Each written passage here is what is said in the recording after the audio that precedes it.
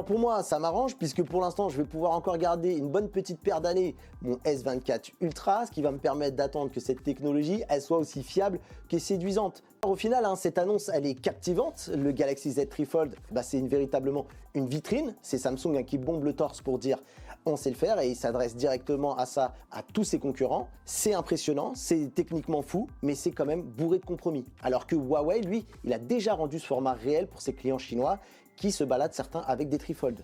Samsung, eux, ils nous le montrent ici, juste derrière une vitrine blindée et à un public qui est quand même très exclusif. Alors pour moi, ça m'arrange puisque pour l'instant, je vais pouvoir encore garder une bonne petite paire d'années mon S24 Ultra, ce qui va me permettre d'attendre que cette technologie, elle soit aussi fiable que séduisante. Parce qu'encore une fois, malgré peut-être un portrait sévère que j'ai tiré de cette annonce, il faut savoir que là, j'y vois enfin la vraie plus-value.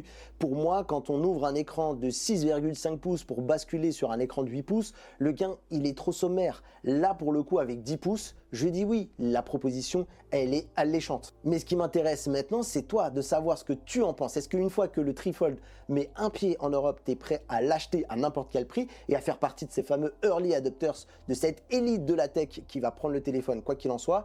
Ou est-ce que tu es plutôt du genre à te dire non, le téléphone avec ce type de dalle là, ça me va très bien, il n'y a pas besoin de vouloir pousser beaucoup plus loin, je préfère avoir un téléphone, une tablette ou un PC pour chaque usage et ne pas avoir cette espèce de couteau suisse. Quoi qu'il en soit, malgré les compromis, est-ce que vous êtes prêt à vous lancer ou est-ce qu'encore une fois, à chaque objet, chaque usage et surtout, je ne veux pas me retrouver avec un téléphone qui pèse plus de 300 grammes.